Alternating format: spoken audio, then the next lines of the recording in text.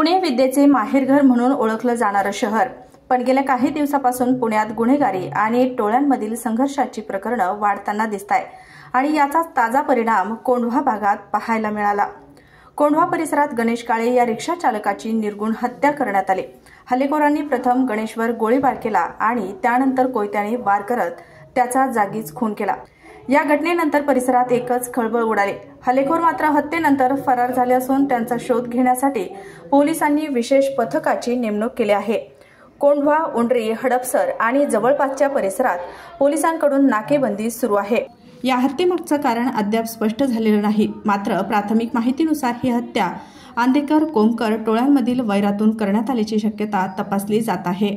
मागील काही वर्षापासून या दोन्ही टोळ्यांमध्ये वर्चस्वासाठी संघर्ष सुरू असल्याची माहिती स्थानिक गुन्हे शाखेकडून मिळते।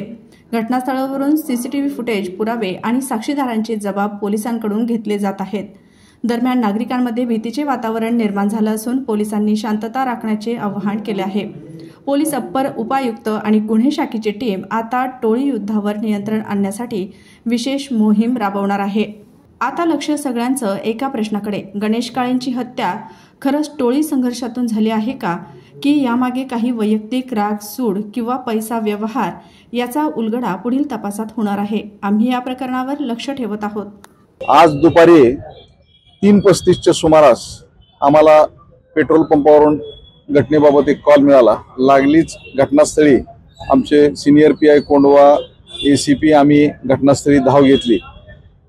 या ठिकाणी गणेश काळे या इसमावरती जवळून मोटारसायकलवरती आलेल्या काही इसमांनी फायरिंग केली आणि त्यामध्ये जागीच त्यांचा मृत्यू झालेला आहे। कोणी केलं, काय केलं, काय सीसीटीव्ही काय समोर आलं?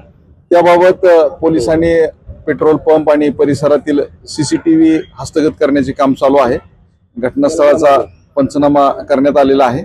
आम्ही लवकरच आरोपीपर्यंत पोहोचू। नाही, आरोपी कुठून कुठे येत होते आणि मयत कुठून कुठे येत होते? काय यामध्ये मयत गणेश काळे हे रिक्षा ड्रायव्हर आहेत। त्यांची स्वतःची रिक्षा आहे। ते राहणारे येवलेवाडी मधील आहेत आणि याच भागामध्ये ते व्यवसाय करत असतात।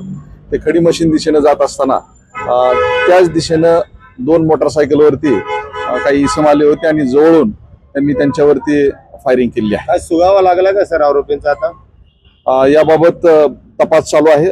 त्याबाबत लवकरच आपल्याला माहिती देणार। मारेकऱ्यांची दुचाकी पाठीमागे राहिली का पळता? 2 मोटारसायकलवरती मारेकरी आलेले होते, तर एक मोटारसायकल आपण जागेवरतीच आपल्याला मिळालेली आहे। तर हा जो मयत इसम आहे गणेश काळे, ह्याची काही पार्श्वभूमी आहे गुन्हेगारी?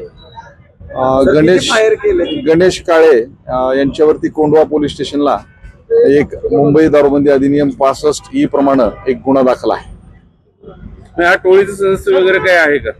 याबाबत आपला अधिक तपास चालू आहे। आंदेकर टोळीतील असल्याचं समजतंय, नेमकं काय खरं आहे? याबाबत आमची जवळपास 10 पथके आम्ही लागलीच रवाना केलेली आहेत। याबाबत जी माहिती मिळते, गणेश काळेचे भाऊ समीर काळे हे सध्या आपलं तुरुंगामध्ये आहेत आणि त्यांचा त्या प्रकरणाशी संबंध आहे।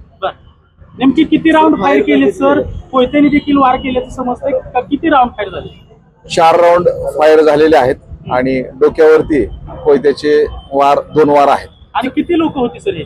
यामध्ये 2 मोटारसायकलवरती प्रत्येकी 2 प्रमाणे असे 4 इसम आलेले होते। सर, मयताचा चुलता सुद्धा दत्ता काळे हा तिथं भारतीय विद्यापीठ प्रकरणात आहे, रेकी प्रकरणात। याबाबत माहिती घेऊन आपल्याला कळून येते। सर, फॉरेन्सिकची टीम काम करते। खरं तर दिवसाढवळ्या ही सगळी घटना झाल्यामुळे कोंढवा परिसरात भीतीचं वातावरण निर्माण झालंय।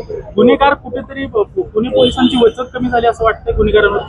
आमचं सातत्याने गुन्हेगारीवरती नियंत्रण मिळवण्यासाठी प्रयत्न चालू आहे। माननीय पोलीस आयुक्त यांच्या मार्गदर्शनाखाली शहरामध्ये गुन्हेगारी टोळ्या असतील, इतर प्रकारच्या गुन्ह्यातील आरोपी असतील, सातत्याने आम्ही यांच्या मागे आहोत आणि निश्चितपणे आम्ही हे सर्व मोडून काढू।